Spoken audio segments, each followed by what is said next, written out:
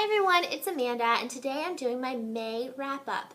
So in May, I had a wonderful reading month. I read 14 books, which to me is astounding because up until now, the most books I've read in a month is 8. So I have the Bout of Books readathon to thank for that because it really inspired me to read more, and I was still working and everything, and I still just got it all done. So yay, I'm really happy. I'm also sunburned. I'm noticing it really is coming through. I was at the soccer game yesterday and got sunburned, so awesome. So first, in May, I read Speak by Lori Halse Anderson.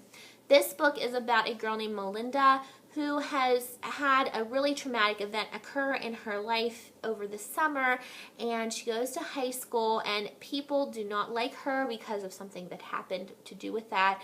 Trying to be vague because I don't like to give anything away. And she just has a really difficult time dealing with this. I could relate to the nastiness and the meanness that she went through because kids weren't nice to me in school, and not as much high school, but more junior high. So it just really resonated with me. And then I looked and I realized this book was written in 1999, which I didn't realize it was such an older book. That's the year after I graduated, so I don't know if that's why it kind of seemed so familiar or if it just was written so well. The writing style is different. She has a unique writing style. It's like a bunch of blocked paragraphs. I'm not exactly sure what that is called. There's probably a name for it.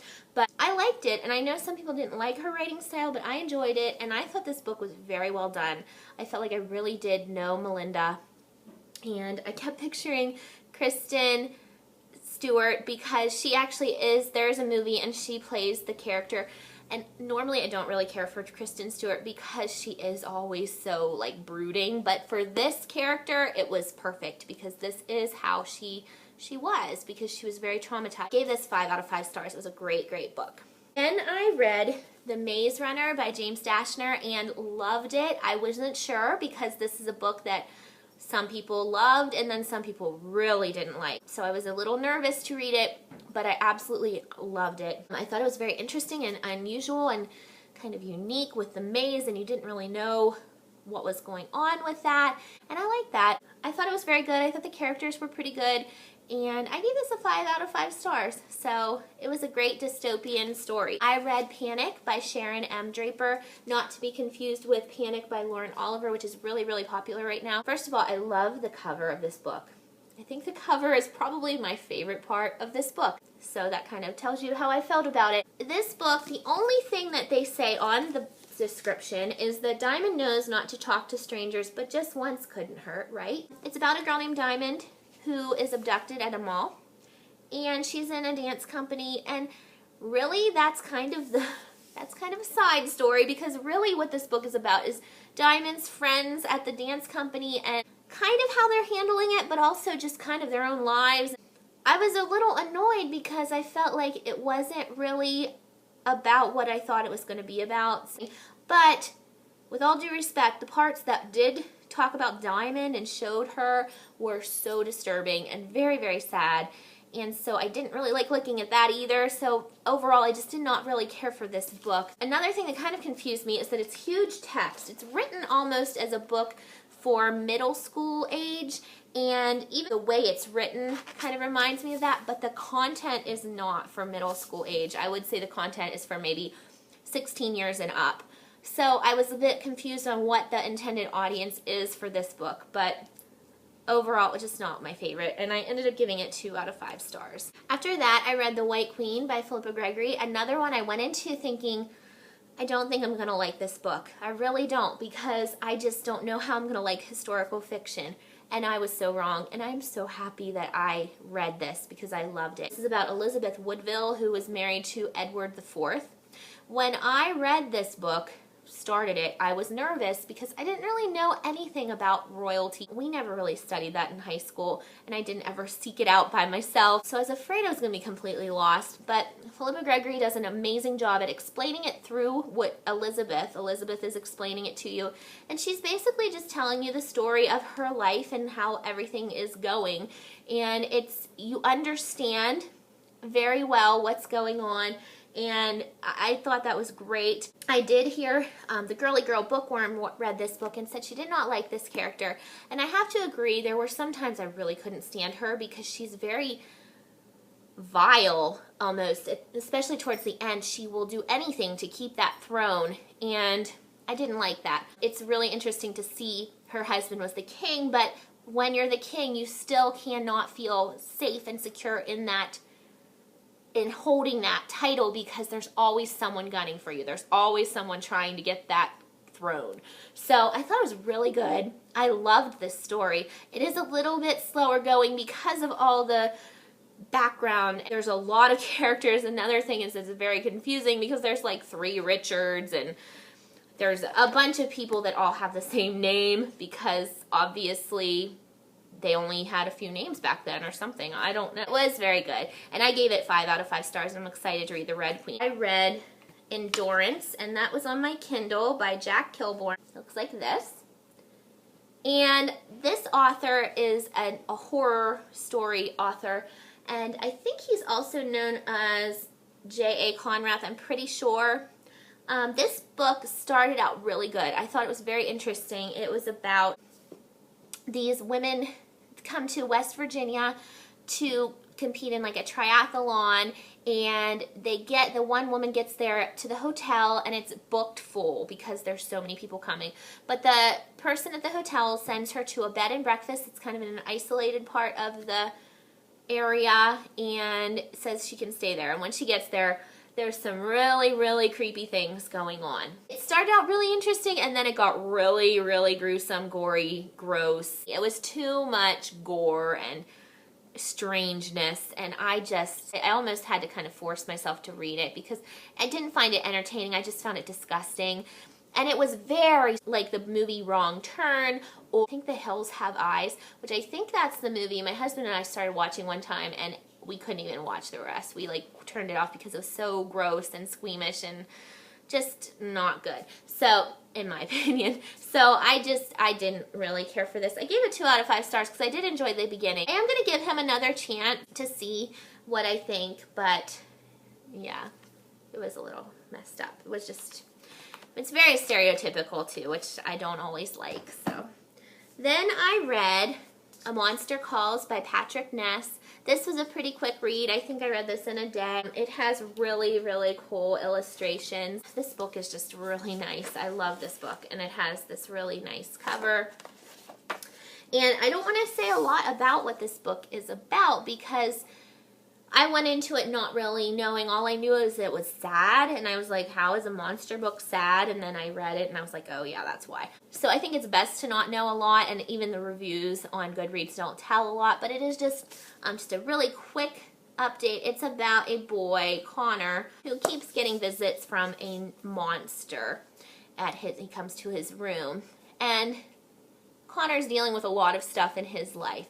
And it's just really well written, very unique and interesting, and I thought it was very good. And I gave it 4 out of 5 stars. After that, I read The Scorched Trials by James Dashner. I do not have a copy of that. I got it as an e-book in the library, and they take it away after 2 weeks, so I don't have it. Interesting, but not nearly as good as The Maze Runner. And I've heard that people really love The Maze Runner and then don't like Scorched Trials, and I think that gets worse as it goes. Like, The Death Cure is even worse.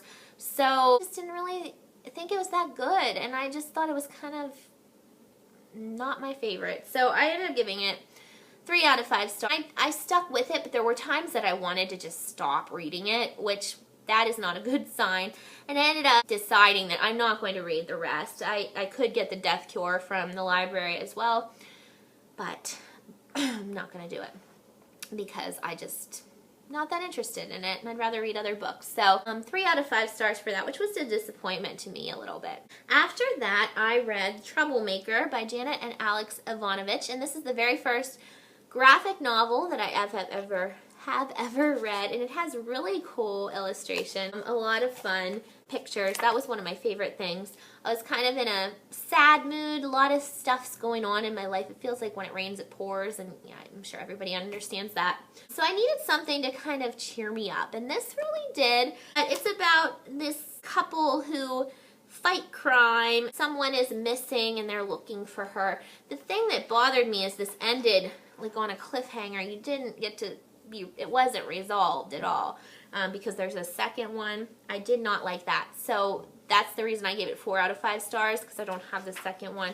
But it was still really cute and fun and interesting. I also didn't like, there was one part where I went to like a voodoo lady, and that's just not my kind of thing, but I thought it was a good book otherwise. I thought it was interesting. After that, I read The Boy in the Striped Pajamas by John Boyne. I would say this is probably the best book of the month that I read, my favorite book of the month. This book is very sad. And I think part of the reason it's so sad is because you know that it's based on something that actually really did happen not very long ago, and talk about it a lot without getting upset, because you see this world. It is about a boy, his Bruno, and he lives with his mom and dad and his sister. His dad is a soldier, and they have to move to Poland for his dad's job, and Bruno goes walking one day and finds a fence, and on the other side is a boy in striped pajamas, and they kind of develop a relationship. And you see this whole Holocaust world through the eyes of a 9-year-old boy, and it makes it even more horrifying because you see it through these innocent eyes, and it makes me want to cry because it's just sad that that actually happened, and this was, I don't know. And the ending is amazingly sad and just crazy. And the movie, I watched the movie after I read the book, and the movie was very good as well. Very, very well done. Very respectful and shocking, and the acting was amazing. I gave this 5 out of 5 stars. I actually posted it after I finished reading this book on Facebook and said everyone really should read this book. I feel like they should. I feel like it really captures things well. It's not very long.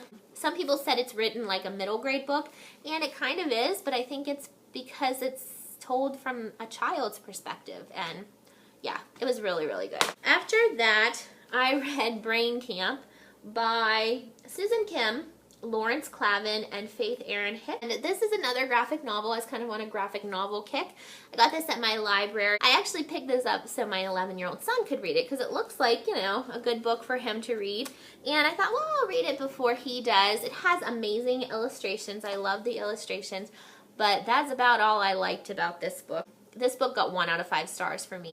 The story is really strange. The content is not what I would consider a young adult. I would say maybe 16 and up again, but it doesn't look like what bothers me is it's something that would draw in younger kids, and they're swearing, which I don't really want my son exposed to that yet. And there's also a scene that just really shocked me. If you read this book, you know exactly what I'm talking about. 1 out of 5 stars for this one.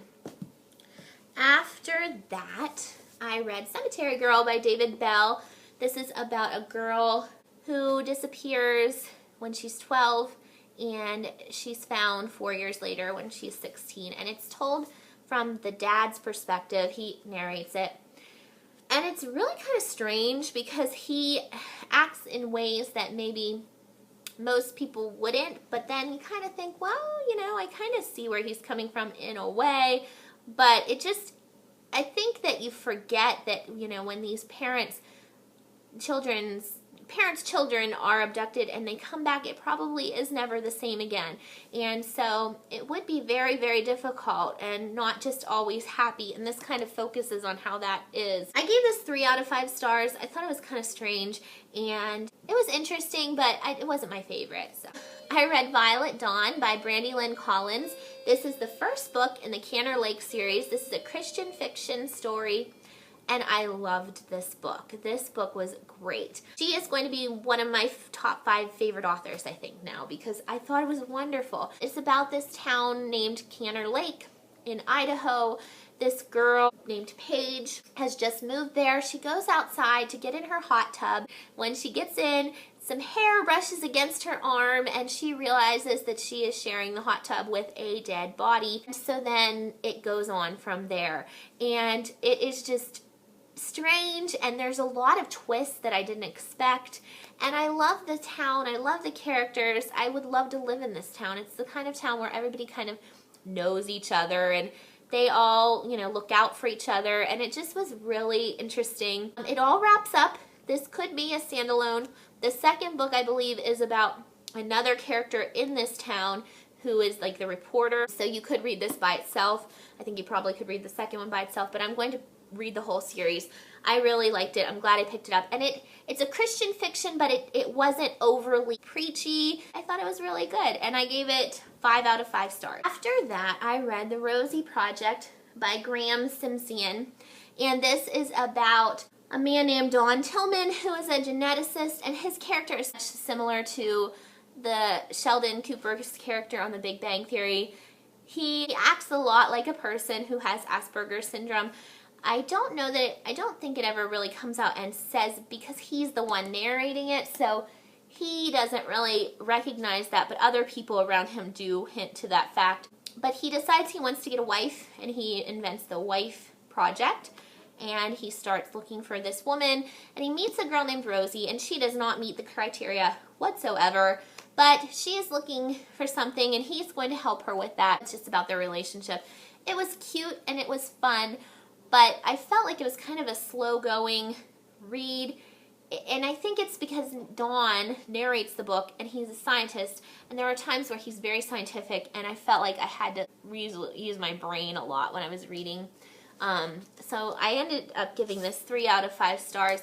I thought it was cute and fun, but by the end I was like done, and I was ready to move on. I did hear, though, that this is going to have a sequel and possibly a movie, so that's kind of cool. Last book, I'm a little bit afraid to share my true feelings about, because there is so much love surrounding this book, so I hope we can still be friends after I review this and kind of tell you what I thought, because it's a little bit scary to put your true feelings out there sometimes. And I'm going to say this is just how I felt, because I know a lot of people love it, and I really wanted to. I just couldn't. So that was Ignite Me by Tahereh Mafi, so I did finish the trilogy, and I still just did not really care for any of the characters except for Kenji and James, who are like side characters. Although Kenji was more of a main character in this book, it's just that I went into this series thinking it was going to be more a dystopian, like a Divergent kind of story, and it's more about the relationship. It felt like more of a Twilight series because it had like the love triangle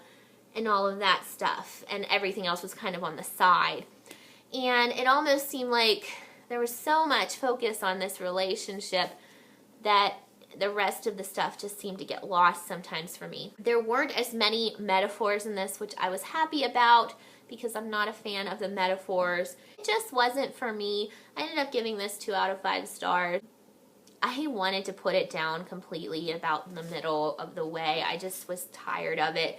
But I did push through and finish it, and the ending was really good. I will say, I thought the ending was interesting and I enjoyed it, but it just wasn't enough for me to love it. So, like I said, I'm sorry if you love it, and we can still be friends. I just didn't like it as much. So, anyway, those are all the books I read in May, and I'm excited for June because I stop working. June 11th is my last day because of all of our snow. We have to go into the middle, but I'm really, really ready to have some time off to actually have lots of days to read. Thank you for watching, and I will see you next time.